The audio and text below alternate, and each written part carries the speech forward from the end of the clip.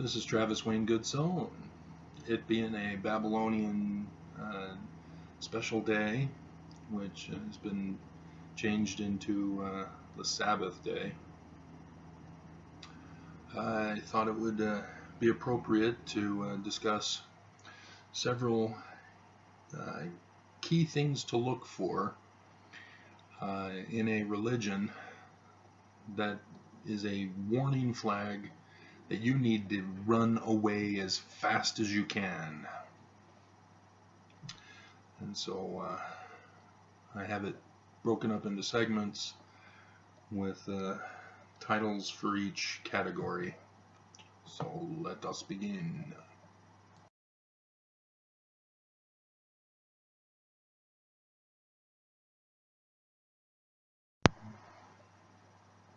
Okay, so as full disclosure, I was born and raised in the Church of Jesus Christ of Latter-day Saints, and so I've been involved in it for 48 years. I'm aware of it. I know its functions, and from such experience, I can identify the different ways in which any religion, if they are promoting these key signs, that you need to run and run away as fast as you can. And so the first one is leader infallibility. The LDS Church has a leadership structure. The majority of Christian churches just have leaders of congregations, the pastor who gets up and talks. And so that's why it's leadership, not prophet infallibility or a particular office.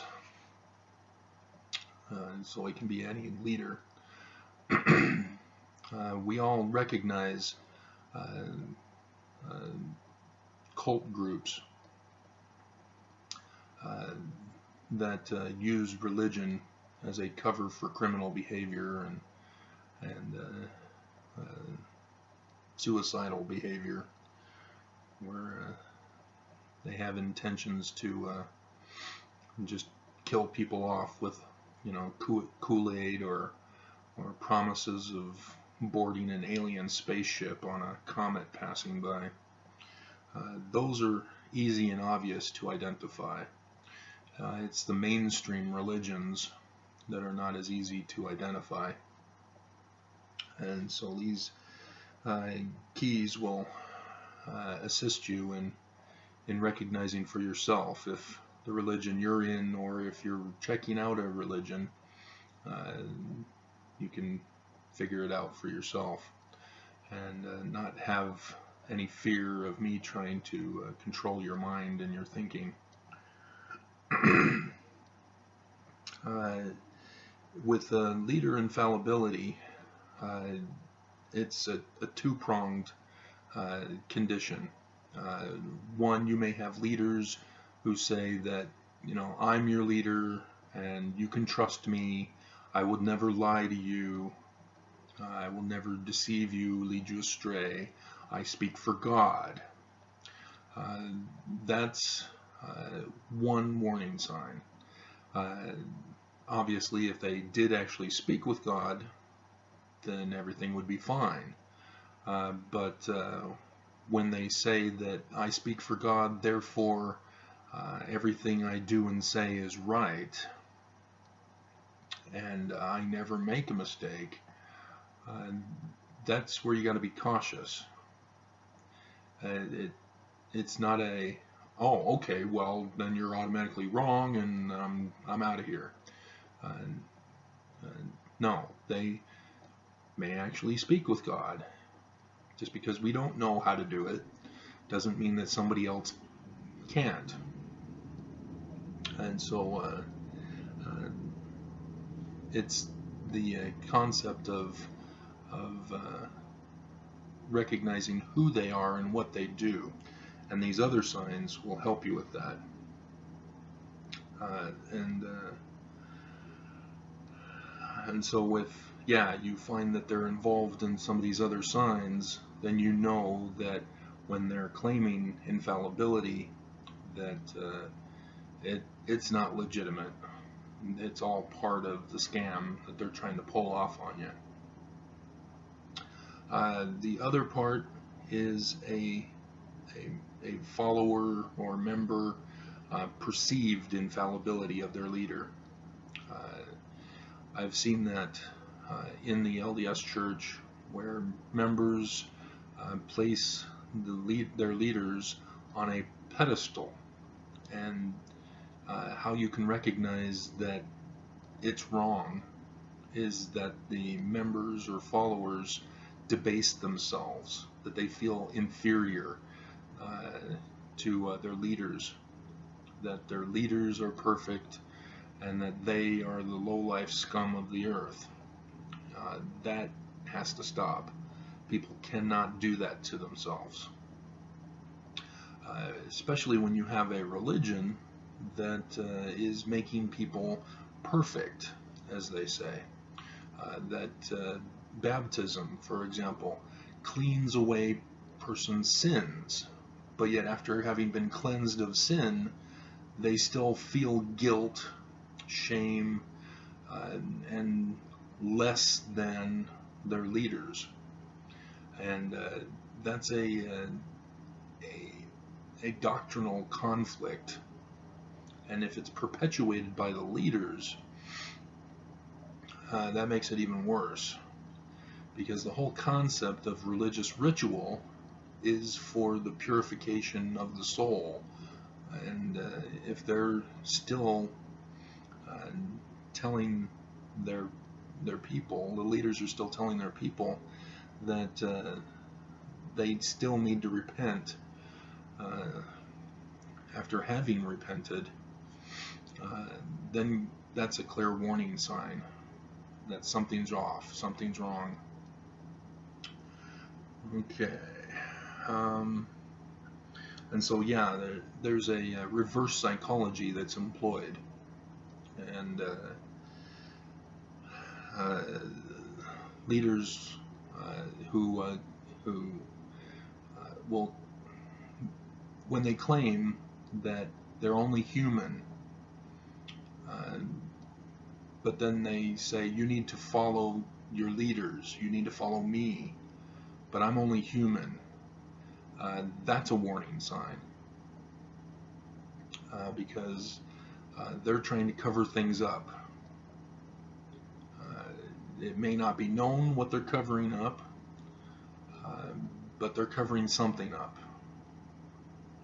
whether it's just outright lying to you, because in their mind they may not see themselves as bad or mortal or imperfect, but they're trying to trick you mentally, and that's the psychological manipulation attempt that they're trying to do for you. And so that's another thing to watch out for, is deceiving you. So that's the leader infallibility thing. And like I said, it's a key to watch out for, but it's not an end-all.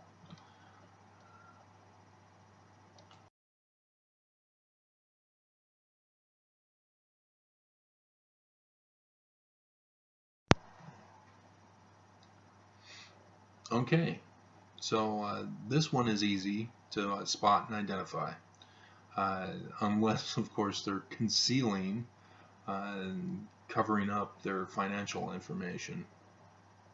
But if you're directly involved with the day-to-day activities of the organization, you'll get a good idea. It's not too hard to figure out when the organization or the church has a luxurious building to go to, the leader of your church is living a very nice lifestyle, and the people are still suffering in poverty and struggling to get by day to day, paycheck to paycheck.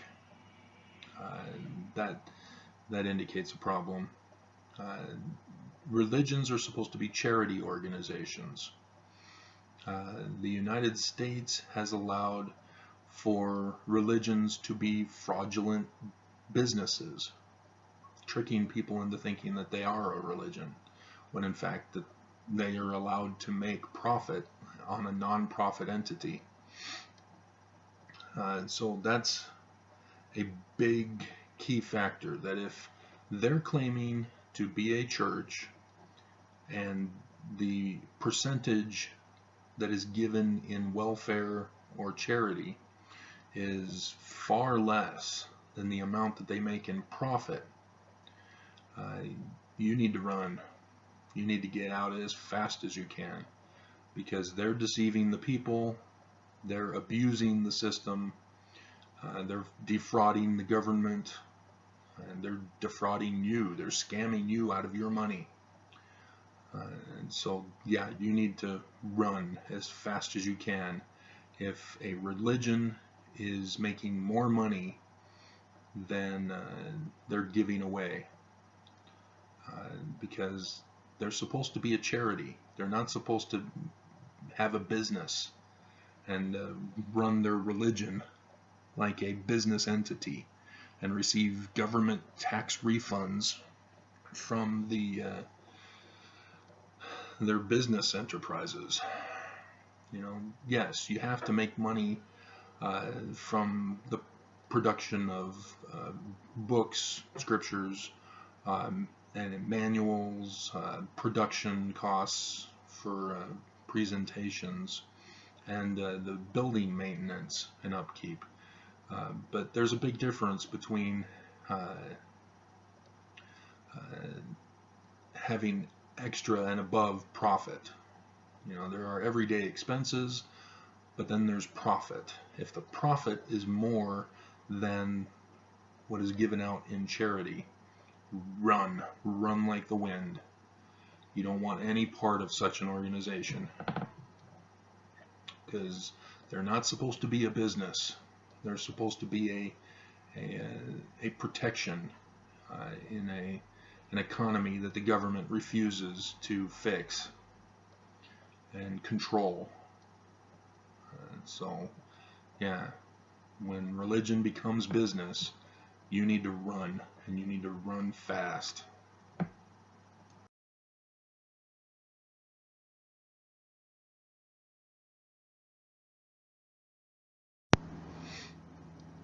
Okay, hedge makers. This refers to what the Pharisees did in the New Testament. The Pharisees were the religious leaders of the Jewish community and created laws or standards or principles above and beyond their main religion's law. The law being the law of Moses from the 4 books of the Torah. And so they created laws that were not in the Torah, but still enforced them upon the people to follow. And this is all about behavioral control, compliance, forced compliance, to create something above and beyond what is originally expected. Dietary laws are fine unless they go to an extreme.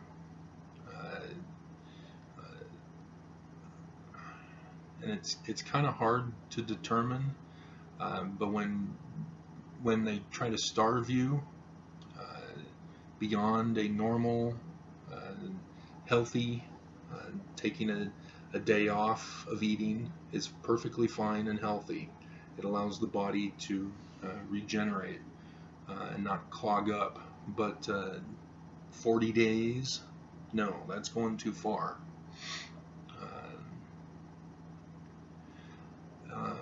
other things that are harmful to a person.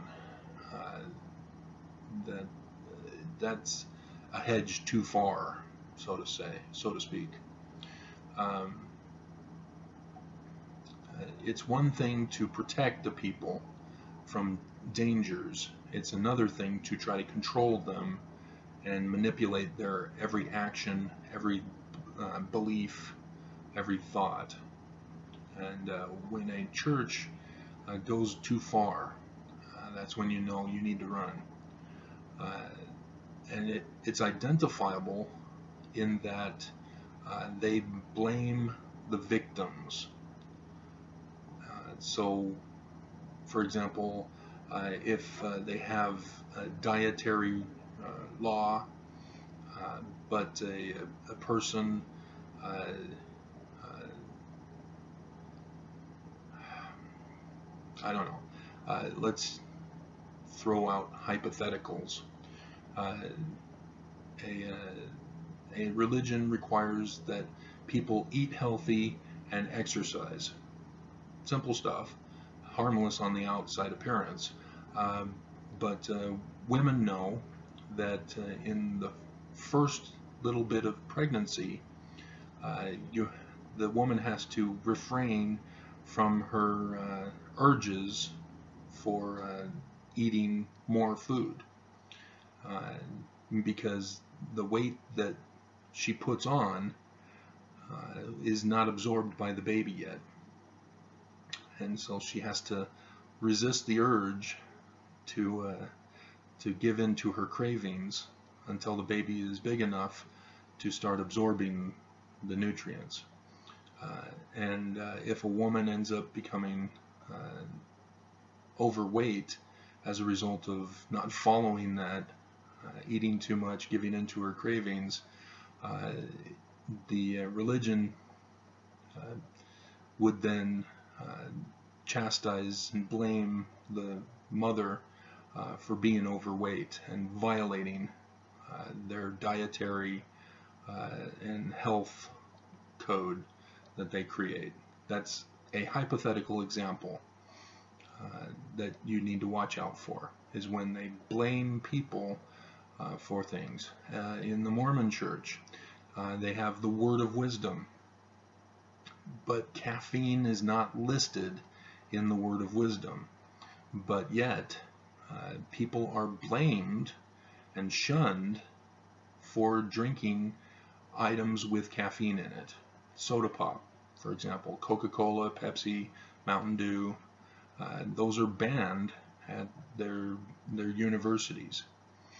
And so that's going too far, where you create a hedge beyond and above the law.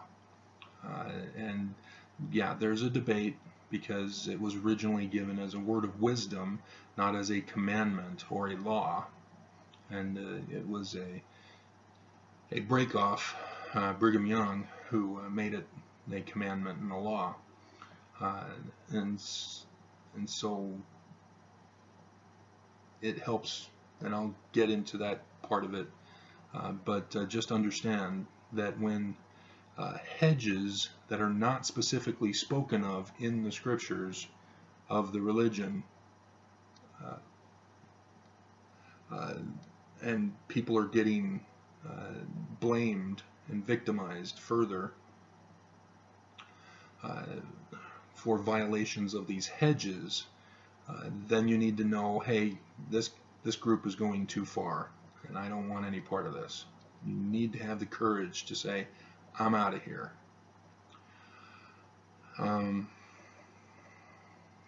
Because yeah, they're trying to control your behavior. If they tell you that you need to dress a certain way beyond normal society, and yes, religions are known for saying society is evil and their dress code is evil and we can't be as the world is and blah blah blah. Come on, there's a difference between covering up one's body and blaming people because the particular clothing was sexually attractive to a man who raped her. There's a big difference. When they're blaming victims, that's when you know that it ain't right and you need out. Just like in an abusive relationship, if he's beating you, you need to get out, because it's not something he's just gonna, oh, I'm sorry, and then he'll never do it again. No, he'll do it again and again and again, and it'll get worse and worse if you enable him, if you reinforce and don't hold him accountable. And just like in a religion, if they're blaming you and you need out, and hedge laws are the big key thing, and they'll promote them as standards and moral values, and that you need to say, hey, wait a minute, that's not in the scriptures, that's going too far. And so like the LDS Church, for example, they have the for strength of youth. They're even going so low as to conform youth to a morality of hedge laws. And they're basically taking the responsibility of parents away from the parents. And religion cannot go after children. They have to stay away. And so when they create a hedge law of being the moral authority for children, taking away the responsibility of the parents, again, too far, get out, run. And so, yeah, if, again, LDS Church, born and raised, so I know about this specifically. There's lots of hedges in the LDS Church. And as a result, there are people trying to protest. It's difficult in a religion to protest hedges because the religion turns them into law. And it's difficult when the government won't step in to help the members, because the government believes that, well, nobody's required to be in the religion in the first place. But yet people are in a religion because they believe that it is true and good and inspired by God or whatever. But then something comes along that is unacceptable, and people want it to change rather than leaving the church and going somewhere that is correct. So I understand that dilemma that people are in. So just know that when they're creating hedge laws, you need to run, especially when they start victimizing people over the hedge laws.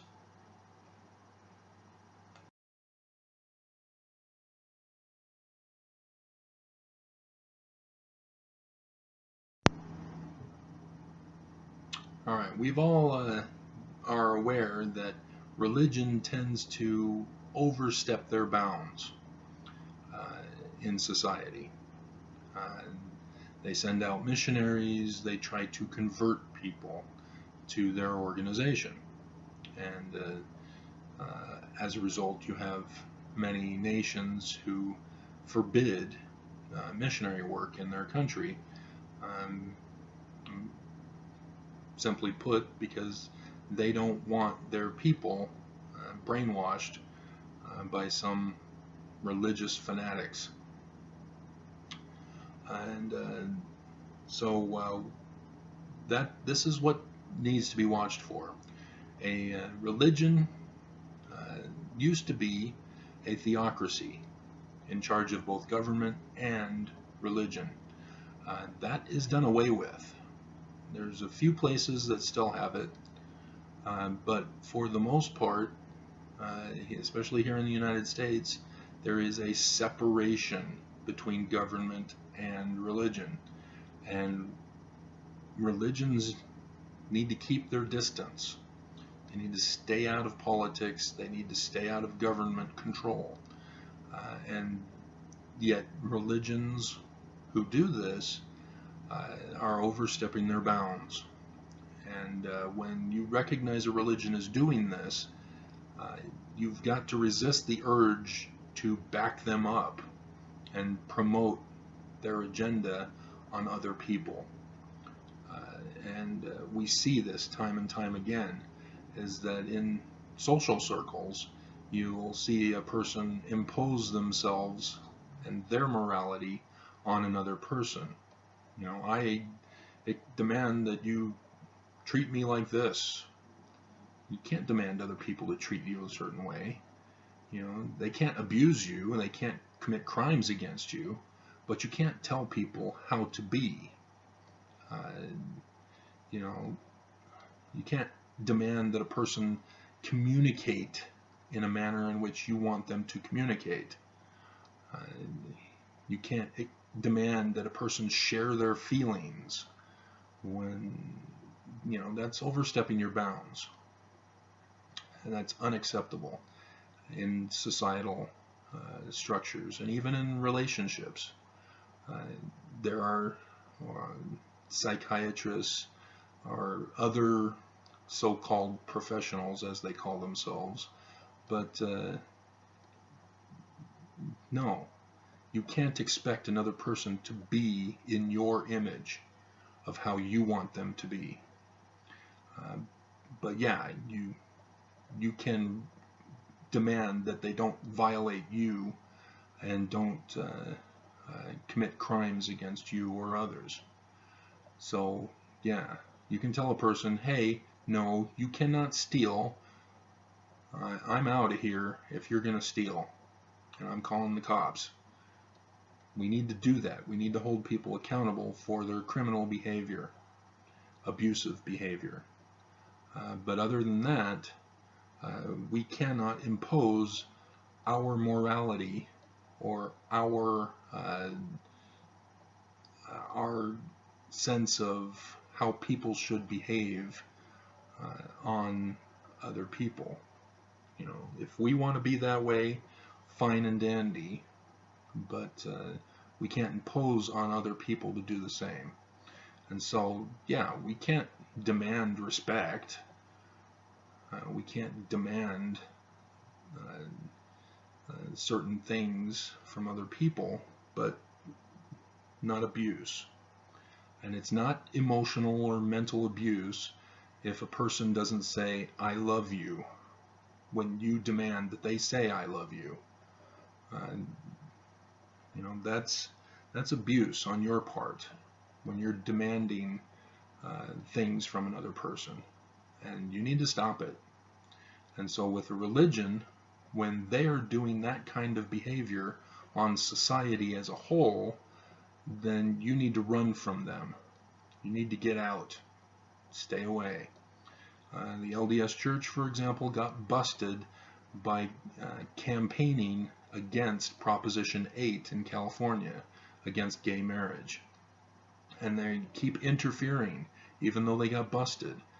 They keep interfering in other cases around the United States with the Colorado Baker. And that's just on the homosexual issue. And so, you know, the LDS Church is perfectly fine to make regulations for their own members, but when they start to impose that upon those who are non-believers, non-members, then they're going too far. Because what happens is that other people get abused with their rights. And as in the Colorado Baker case, for example, it opened a floodgate of other people saying, hey, my religious beliefs hate this type of person, therefore I'm not giving them service. And we've seen it in healthcare, where a doctor refused to take care of a baby who was sick because the child's adoptive parents were gay. And that's where it goes too far, where you neglect people and commit crimes against them. The doctor committed a crime by not taking care of the baby. And the doctor has no justified excuse to impose their morality on other people. And that's what we're seeing now is religions pushing for religious freedom, as they call it. And they disguise it as, oh, well, we don't want to be suppressed. We don't want to be controlled and being told what to do in our religion. Nobody is. You know, under Trump, you've got lots of freedoms as a religion, more freedoms. You can have LLCs and not report any of the money to the IRS. You know, and you can now be involved actively in politics, thanks to Trump. So this whole push for religious freedom is taking it too far, and you can see what they mean through other actions that they do, such as supporting business service of goods, basic necessities, to people based on a discriminating factor. And that's a very big no-no, a very big danger warning sign that you need to get out of that religion fast. And so, yeah, they can have their own morality as long as they don't abuse the members and victimize them. Sort of like the Church of Satan. If the Church of Satan wanted to have human sacrifices and raping virgin girls, all in the name of their god, Lucifer, that's going too far. They're committing crimes in the name of religion. But if the Satanic Church wanted to impose some of the tenets of their religion upon other people, Christians obviously are opposed to such a thing. So put yourself in the reverse condition. You know, the Church of Satan doesn't want Christianity imposing Christian values on them. So understand that it's got to be kept within the religion. It cannot be taken out of the religion. And unfortunately, that's a very difficult concept to separate life with other people and life within a religion. And we see the problem in government when we have political elections. People use religion as a party platform or an attack on another person. Excuse me. And so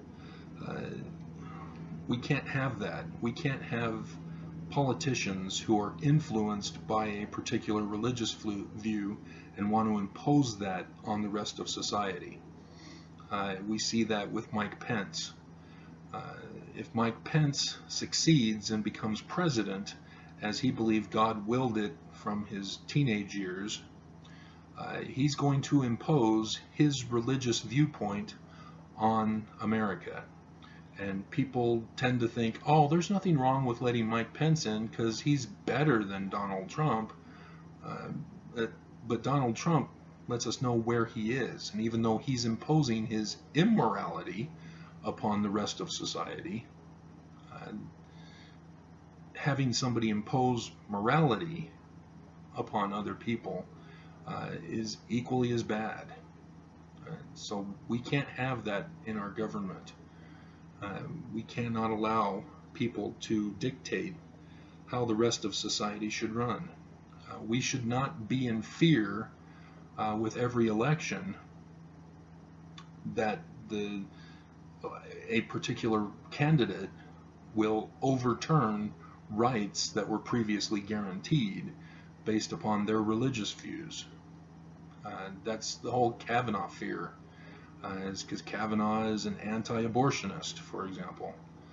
There are many who are anti-abortionist, uh, but we had Roe versus Wade, and that was supposed to be designed as a protection of equality for all people. But yet we have different states who say, you know, I don't care about Roe versus Wade. We're not having abortion. It's illegal here. And a lot of that has to do with the religious influence. And we need to separate. We cannot allow a religion to impose their morality upon other people. And that's that's why I push for a constitutional government, a constitutional republic, where the Constitution represents us, the people. It protects us, it guides us on how to live peacefully, happily, and securely.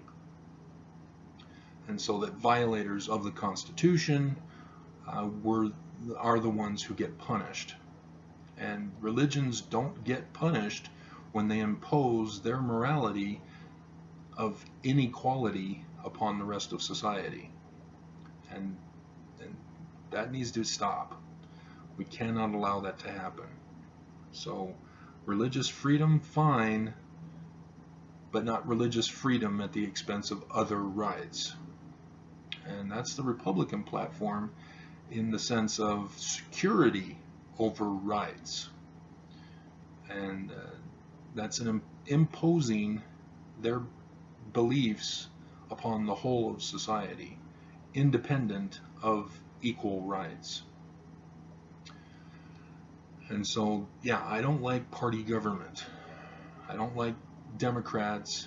I don't like Republicans. I don't like any party. It should be individual representatives who are willing to sustain the Constitution of equality for all, not wanting to change the laws to impose their morality on other people. Okay, so if you see a religion doing that, run, stay away.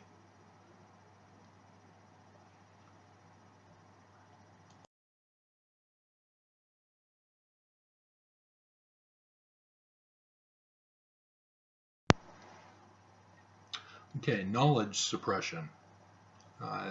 This can be deceptive because many religions, churches, have study programs. They have, like the LDS Church, for example, they have manuals and commentaries and extra scriptures. And so it can be deceptive as to whether a religion is suppressing knowledge. And this involves promoting learning by feelings or truth by feelings as a main source. That however you feel, that is the truth for you. And what that's trying to keep you from doing is actually doing the research necessary to learn real truth, tangible truth. And they'll downplay tangible truth. They'll say, oh, well, that's wrong. That's not the truth of God. The truth of God is higher. So watch out for that. That's part of it. It's not just saying, oh, you've got a Bible and you can't study anything else.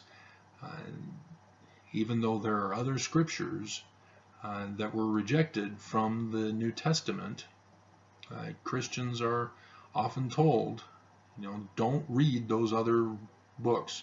Those are fake news. Those are false. They contain false doctrines. And so censorship, banning, denying the use of other scriptures, that's a major key warning sign. In the LDS Church, they've added scripture. They've got the Book of Mormon, they've got a Doctrine and Covenants, they've got a Pearl of Great Price with several books in that. That's in addition to the Bible. But the church now refuses to allow any other scripture. They were at first inclusive. That's how it began. Joseph Smith started with the King James Bible and the Book of Mormon. That's what he started with. And then he would give sermons, and those sermons were turned into Doctrine and Covenants, eventually, as it was titled. Then he obtained Egyptian papyri, and he wrote a religious text on those, and that became part of the canon of Scripture. But after his murder, it all stopped. There really wasn't much of an addition after that. And even though Joseph Smith indicated that the Apocrypha was a good thing to read, the church does not allow members to study the Apocrypha. It's outside of the official canon of the Mormon Church. So not only is it restrictive in a sense of having just one religious text, it involves the hypocrisy, which I forego on this one. I'll bring it up later. But they claim additional revelation possible, but don't actually implement additional revelation as Scripture. Also part of the knowledge suppression is telling people that they need to read, but don't study too deeply. Religions who only offer the English version, and in many cases their translation of an English version that they accept, that's dangerous, because anybody who actually does research knows that these scriptures were written in an ancient or in a different language. They're classical languages for the most part, other than Egyptian, which is an ancient language. And so a religion that discourages or doesn't promote the study of the scriptures in an ancient language, you got to be careful of that. Or if they are only limiting the amount of extra information, that they control the knowledge that you receive. And so, yeah, again, Mormon Church is famous for this. They have their manuals for their Sunday school lessons, for seminary, for institute, but it's restricted. It's not a thorough study of the scriptures. It's what they want people to focus on out of context of the whole that's available. And that's a danger. For example, Sunday school, it's the same manuals for the 4 allowed scriptures, and it's the same exact lessons every 4 years, and they don't compromise. Now they're doing away with an extra hour in church, and as a result, less study is being performed in the church starting next year. So that's a danger sign, of big warning, because first of all, Mormons are not taught how to study. They're supposedly highly educated, and they've got degrees, postgraduate degrees and stuff, but Mormons don't pursue the kind of study in their scriptures and their religion that they do with their school papers and assignments and thesis papers. and that was disturbing for me. Uh, Having come from an educated background with postgraduate degrees, I applied my postgraduate learning to a study of the scriptures, and yeah, I had my eyes opened wide to a whole new world of understanding, because I went into an actual study of the scriptures, not what the church told me to study. And yeah, it's just like Plato's allegory of the cave. Religion tends to chain a person to the wall so that they only view what's opposite on them on the wall. So shadows that occur because of objects behind them, they never see the actual object. They don't know about that. All they know is the shadows that they see, and they don't know it's shadows. And that's a brilliant analogy by Plato to identify that condition in mankind and the abuse that religion has on people. And so yeah, there's a big difference from reading what they tell you to read versus actual research studying. The LDS Church also provides Topical Guide and Bible Dictionary, but again, it's controlled education. They control the information that you are being taught. And in the intro to their Bible Dictionary, or at least the original one, I think they took it out in the upgraded versions on the internet and on Kindle devices or whatever, tablets, their app. I'd have to double check, but yeah, I mean, they say right there that this is all subject to new information that may emerge. And so when a guy like me does actual study and research and finds the new information that alters the viewpoint that's presented, you'd think people would accept that. Unfortunately, when you have people that are conditioned to believe only what they're told to believe, any new information is shunned and decried as corrupt or false, fake, etc. And that's disturbing. So when you see knowledge suppression occurring, you need to run, because they're hiding truth when they claim that they are the source of truth, especially that hypocrisy that I'll get to eventually here. Also, a part of suppression of knowledge is using fallacy as their main form of argument for their position. It's often called apologies, defending a position based upon unsound reasoning. And a church that embraces apologetic teachings, especially over leaders. The Mormon Church, they're now starting that change. You know, prophets are coming up saying, I'm admitting that I don't know everything, and when I have questions, I go to the apologists at BYU.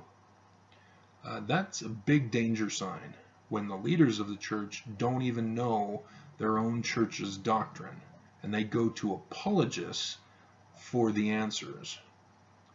Huge warning signs, big red flags. You need to run away. And so, yeah, that's a big problem. Also, suppression of knowledge occurs by denying answers to member or believers, followers questions.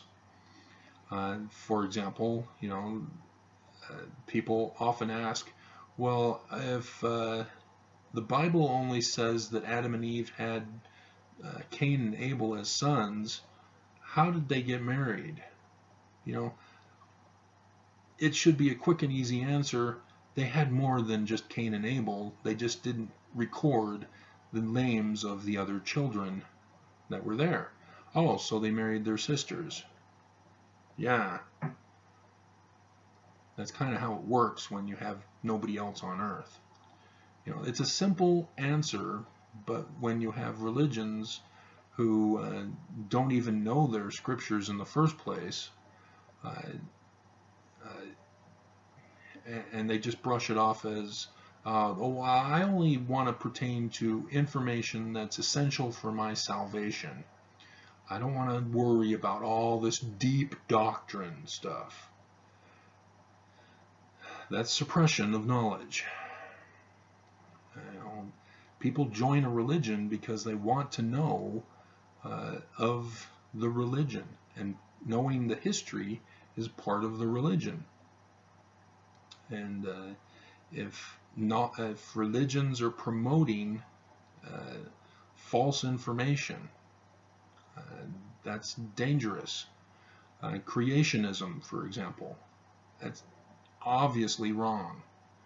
You cannot create a world in 6 days. And yet science needs to do their job better as well. They need to be able to replicate conditions. And so, yes, you cannot replicate a 6-day creation, but their linear time frame also is incorrect. Their Big Bang theory is not a theory at all. And so that needs to be done away with. So people need to be taught how to learn in order to be an active participant in a religious organization. Religions should not fear the education of their followers. And if they do, they'll suppress knowledge from their followers. And for example, in the LDS Church again, they have gone through an anti-intellectual movement where intellectualism, as they call it, is shunned from their membership, and all it is a turn away from learning, from studying their religion, and it's because their own church historians obtained historical documentation that showed that their history was incorrect, and they suppressed that information, excommunicated those church historians that worked at BYU, and big cover-up, and that caused a lot of problems. So when a church is promoting feelings over knowledge, President Oakes in the LDS Church in the last October 2018 General Conference promoted the idea that scientific truth isn't always true, and the only truth that we can rely on wholeheartedly is spiritual truth. And that was very disturbing, because he's promoting anti-study of things, where we just get feelings that members are supposed to call the Spirit communicating with them, and assume that that is knowledge and that's all we need to know. What he's promoting is random information, random knowledge, so that reality for us is relative to us. Every individual has their own knowledge of truth. And as a result, you have a division among the membership to say, you know, I don't feel that's right. I'm not going to believe it. And so that's why you see my low numbers of views on my website, is because people just say, hey, my religion says that I can just trust my feelings, and I don't like what you're saying about my religion, Travis, so I'm not going to believe you. I'm going to put a thumbs down. So yeah, watch out for a religion that promotes that. Run away, because they're living in la la land, and you need to get away from people, because they're going to hurt you. They're going to hurt you bad. And they're very dangerous when you suppress knowledge, when you suppress facts, evidence for opinions and feelings. And we're seeing that in our nation as science, the data from science is indicating that our world is being destroyed and polluted. And yet our government leaders say, fake news, we're not going to believe you. In fact, we're going to increase what you claim is hurting our world. So yeah, run like the wind. Get away. You don't want any part of that kind of a group. You want a group that has no fears of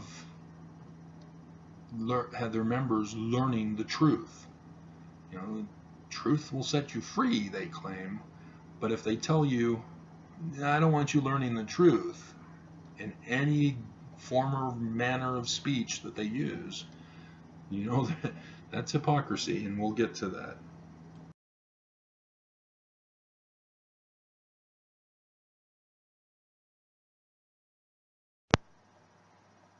Okay, when a religion keeps secrets, when they don't share things openly and are transparent with those on the outside, or even with their own members, run away fast. Remember, they're just a religion. You know, they're not a government at war against an enemy. But religions will create an enemy. Evil, Satanism. And so they turn people into the enemy. And it's the government's job to suppress enemies, to suppress criminal behavior, to suppress those who try to destroy and hurt us as citizens or anybody in the world. Through genocide, through starvation, through disease. That's the government's job. Religion has no business in actively declaring war against anybody. They can speak out against war, and I would like to see that more often, because there are certain religions, Mormons, who are not speaking out against criminal behavior in government leaders, immoral behavior in government leaders. This is the whole purpose of religion, was to create a check on government abuse. And we're just not seeing it. Yeah, there's no reason why a church needs to be having closed-door meetings. That's disturbing, and it's unacceptable that when at the lower levels you have bishops interviewing people for worthiness, and they do it in secret, and they're supposed to go by a script. They're not supposed to go off script. So they're only supposed to say, are you keeping the law of chastity? They're not supposed to say, hey, are you boinking your neighbor's daughter? Stay away from a religion that goes above and beyond that, and they do it all in secret, because bishops' interviews are a he said, or he said, she said, whichever person is being interviewed. And there's no recordings allowed. There are no witnesses allowed. The church has made changes now so that children and women can have a witness with them, but men are still abused. They can still be violated by this process. And the leaders of the church, they meet in a closed door session, and they forbid recordings. They forbid any kind of leaks of what they're doing. And that seems strange, because they're just a religion. Who cares if we find out that they're planning to take a trip to the Middle East to visit Jerusalem? To suppress that information is wrong thinking, and is a danger sign for members of any particular religion. It's okay to let people listen in on your meetings. That should be opened and welcomed. So the sense that a religion thinks that they have to hide and cover up what they talk about in running a religion, that's disturbing. And to keep financial matters a secret is extremely disturbing. Remember, religion is supposed to be a charity. Members and others donate to a religion because they believe that they will give that money to those in need. Thus, charity. And so if a religion is refusing to disclose their finances, nobody is able to know how their money is being spent, and if it's being spent properly the way they want it to be spent. And so yeah, it's disturbing when religions cover themselves up, conceal themselves, hide things, close the doors, restrict people from learning the truth. And that's disturbing. Trying to read my writing here. Oh yeah, history. If the church will not reveal its own history, if they've been established for many years, decades, centuries, are they not revealing the true history? Are they revealing a history that contradicts archaeological evidence? And that becomes disturbing, because they pit themselves against science. And that's part of the knowledge suppression, is a result of keeping secrets, so they have to suppress knowledge.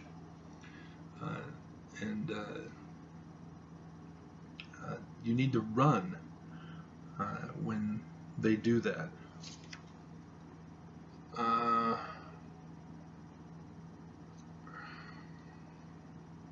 I can't read that. Okay. Closed door. I got that one. Hold on. Let me get a magnifying glass. Let me see if I can figure it out.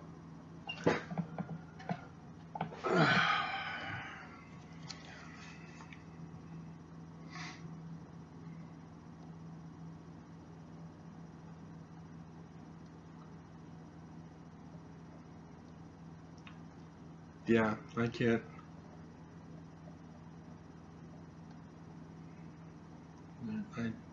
I can't figure out the spelling. But the frauds are committed when you hide information, such as finances. And even though it may be legal to commit fraud, to obtain profit, it's not good for a religion to do that. Yes, you may be legally allowed to claim to be a religion, but then focus solely on profit making. But if you're not revealing your financial data that exposes you as doing that, the people need to know, because they're believing that the money is going to a cause, often to help the poor and the needy. And if you're giving, for example, the LDS Church gives less than 1% of their profits to the poor and the needy, that's disturbing. And so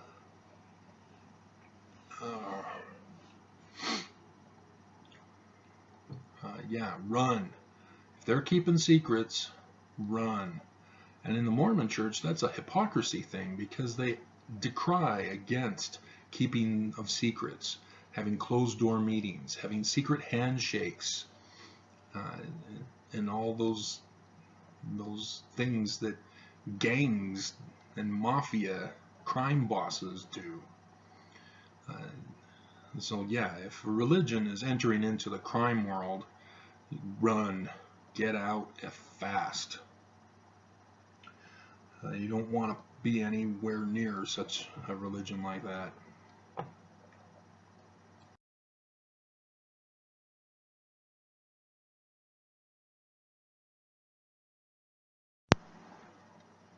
Okay, extortion threats.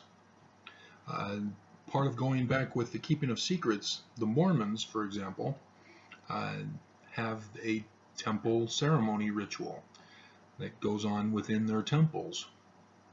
And they have been instructed to keep it all a secret. Don't tell anybody on the outside. And they used to threaten people directly in the ceremony. If you tell people, you will be killed. And you should kill yourself. No, run. Get out. You don't want to belong to a religion that threatens you to be silent, to cover up for them, to not disclose things that it's just a religion, people. Again, it's not declaring war against another country. These are not battle plans. Oh, but it's the battle between Satan. No. Satan's minions already know that religion promotes goodness. And so there's nothing to hide. There's no battle strategy to hide. It's just, hey, we want people to be good. Don't commit a crime. It's that simple. There's nothing to cover up. There's nothing to hide. There's no strategy to fool people into being good. So, yeah. So if a religion is threatening people to be silent, threatening people to comply with obedience to them, to their hedge laws, run, get out. That's an abusive relationship, and that's toxic. You want no part of being abused and threatened. It's bad enough that they say, oh, if you don't comply, you're going to burn in hell. That's bad enough as it is.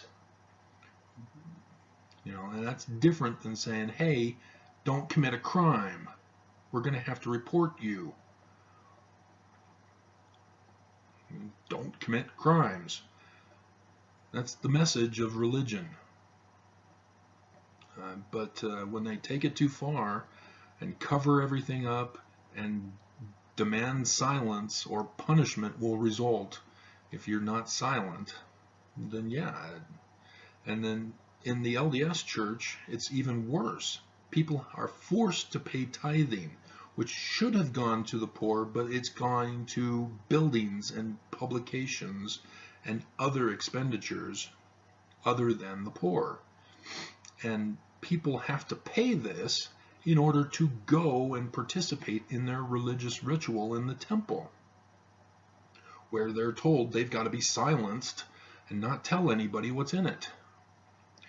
And so they're extorted with tithing and threatened to be silent. That's horrifying. Get out. Run. You don't want any part of any religion that makes any level of threat against anybody. You know, if people commit crimes, yes, accuse people of crimes. Stand up and say, Mr. Trump, you're out of order for saying that all Mexicans are rapists. We are holding you accountable. We are accusing you of criminal behavior. We are denouncing you as a religion. But when you threaten people to be silent, to comply with corruption, to not narc on criminal behavior, run, get out. They are not your friend. They are not speaking for the God you believe is a good and just and fair God, a righteous God, a God of truth. You know, threats, that's contradictory to what the teaching is. And again, the hypocrisy that I'll cover at the end, because it ties everything together. So if they make threats for compliance or threats to keep things a secret and cover up crime, run, get out. You don't want no part of that.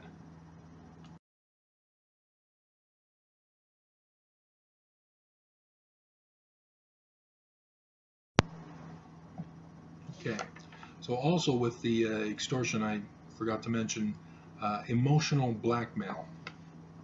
When they restrict knowledge by encouraging going with your feelings, people can abuse that and use emotional blackmail on their members, their followers.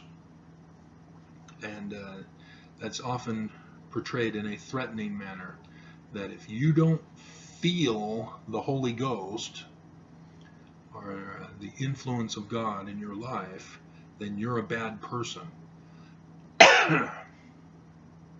And that's a type of veiled threat to demean you and treat you as inferior, that you're unacceptable in the religion. And so here we have groupthink, and this is about tribalism, where it pits a religion or church over others. And so you have this internal feeling of we are superior, we are better, and everybody else is wrong, and no truth whatsoever in anything else. Now, yes, you cannot have each and every single religion all the only true church, but it doesn't mean that they don't have some good in them, some truth in them. But again, people shouldn't be going for an organization because of particular truths that they like and just tolerate the others that they don't like, or stick with a religion because they were born and raised in it. That doesn't mean that you were chosen above everybody else simply because you were born into a particular religion. So a tribal groupthink is similar with politics. we only have two political parties here in the United States, and as a result, it becomes a group think. You're either thinking in the frame of Democrats or of Republicans, and people are discouraged from thinking outside of the two political parties because there are other ways, other things, and yet what they do to keep you in is say, hey, we have a spectrum within our party. You can be to the left or to the right within our party, which is to the left or to the right. No, that's just wrong. And that's the type of groupthink that religion does. And so it's often understood as orthodoxy in a religion versus more liberal thinking within a religion. And those religions that have leaders over the whole of various congregations, they try to maintain control, but yet allow for the diversity. And that's very dangerous. So, yeah, groupthink, where, you know, it like a college or university that you belong to, and so when you go and their football team goes to challenge another football team, it's all a competition groupthink. You know, your school is the best, and if they lose, then, you know, people emotionally get hurt. That, oh man, we lost, oh, we suck. And then the other team makes fun of you for losing. Yeah, we're number one, you suck. So yeah, when religion starts doing that, that's a dangerous sign that you need to get out, because you don't want to be a part of such a thing. You know, when a religion refuses to work together with another religion on a societal issue because of the group think that the other religion is evil, and you want no part with them. You don't want to work with them on a what could be a unifying issue. That's where problems arise, and that's a very dangerous thing. And so, yeah, when you have a groupthink where everybody thinks the same way, and this is part of knowledge suppression as well, the groupthink leads knowledge, so that the majority opinion dictates what is true, what is real.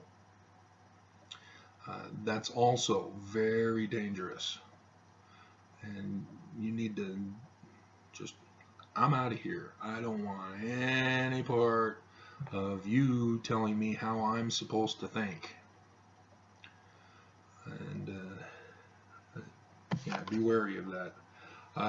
The code words in a religion that has groupthink is talking about church rather than talking about gospel.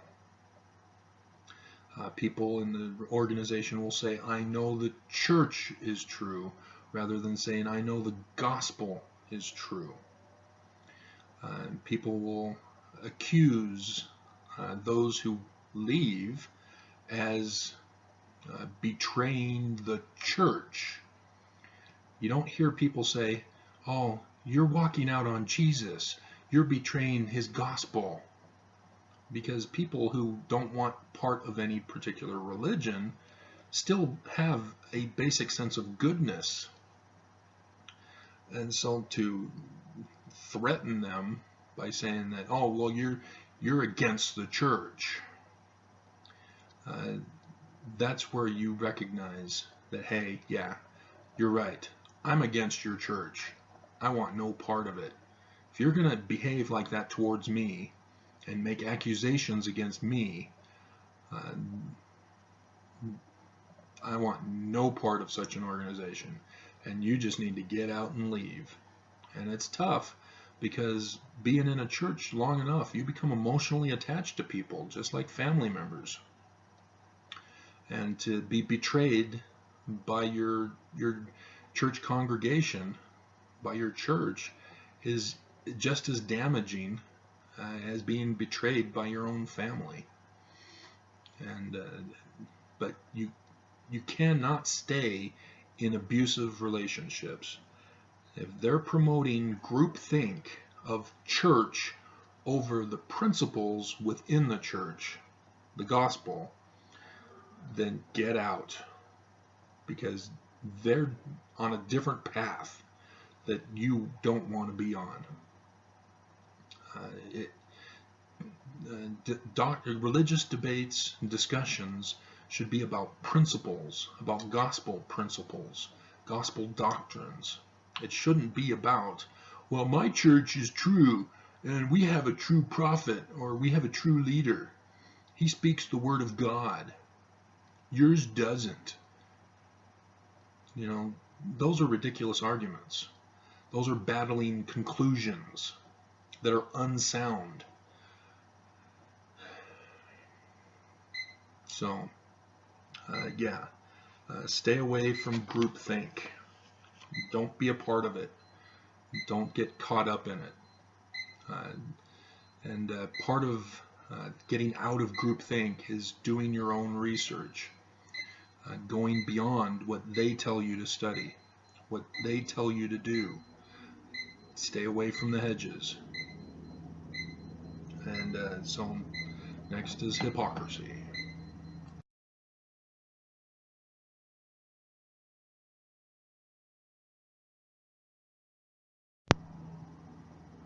Okay, last one, hypocrisy. This ties it all together and is involved in each one of these.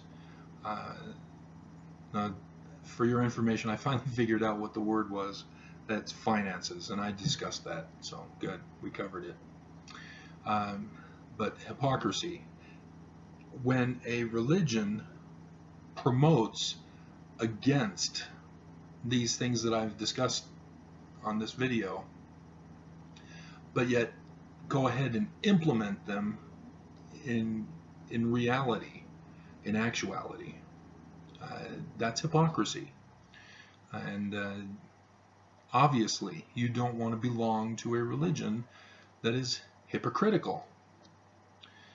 You want a religion that tells the truth, follows the truth.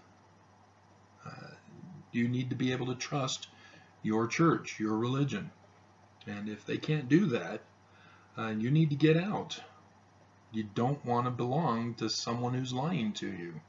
And you don't want to fall into the insanity trap of continuing to go hoping that they'll change. Because they're not going to change. That's their system. And that hypocrisy is their mantra. And they keep it a secret from you. And they try to cover it up with all sorts of religious speak to fool you into thinking that they still are not guilty of any of these things. But if they claim that they're infallible, but then do something such as not give to the poor, that's hypocrisy. And that makes them fallible all of a sudden. And you need to get out of that church where they claim infallibility, or it's perceived that they're infallible, or that they must be obeyed, when they themselves are not following what they teach. They're not practicing what they preach. And so if they're claiming to be a religion, but they're not giving charity, if they're making hedge laws and saying that you are violating the law, if they're imposing morality on other people, uh, suppressing knowledge, claiming that they're the truth, but keeping you from learning the truth. If they're saying that, hey, Lucifer, he keeps secrets, but we're going to have a closed door meeting now. Hypocrisy and threatening compliance. That's hypocrisy. They talk about Jesus being love, but then they threaten you with hellfire or being sinners and denying you privileges in the religion with threats. And then the tribalism, the groupthink, where they want you to be who they want you to be, and think the way they want you to think, dress the way they want you to dress, eat what they want you to eat, speak how they want you to speak. And that's very dangerous.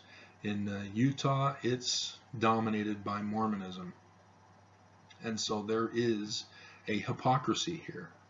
You can get away with things if you demonstrate loyalty to the LDS Church.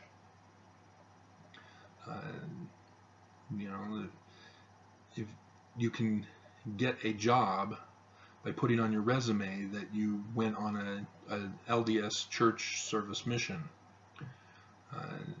or have gotten your Eagle Scout, those types of things. They don't work outside of the Utah society, and they don't work in the Utah society where people are anti-Mormon,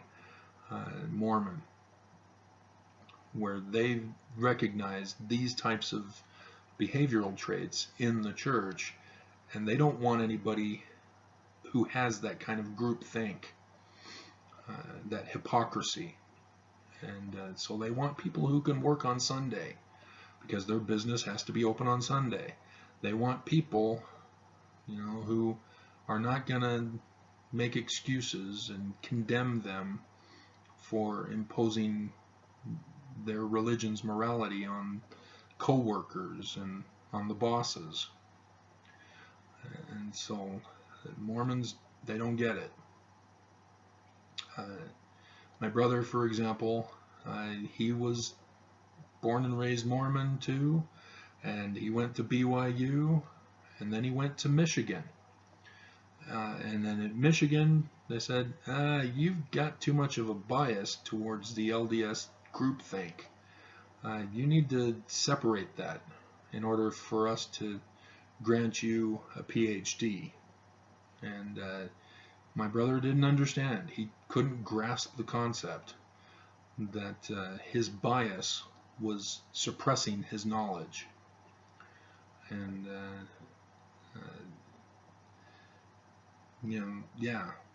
a BYU education is not a good enough education, but it works in Utah. People recognize, oh, BYU, okay, great, you're hired. But outside, nah, biased, limited in education, restricted in education. So, yeah, for example, I went to Rick's College up in Idaho, and it's now BYU Idaho. But I went to the university up in Canada in Lethbridge, and they didn't take many of my credits from Rick's, and so I had to almost start from scratch because they didn't accept many of the credits that I had taken at Rick's. So yeah, it's great that the church has a religious private education system, but they're not allowing uh, full knowledge, and they're promoting the groupthink in their classrooms, and even in their science classrooms. They throw in the religious groupthink into the lessons. And so it's sort of like a Christians at a private school where they teach creationism, and, and so yeah, you gotta be wary of that kind of a religion. Stay away, run away. And so yeah, if you see any of these in your religion, run, uh, because they aren't in your best interests. They're in it for themselves. They're if they're not in it for profit, they're in it for praise of man. Uh, and so, yeah, there you go. It's a little bit long, but I hope you understand uh, how to protect yourself against a false religion that is just trying to deceive and scam you. And I hope you have the courage to get out when you recognize it in your religion.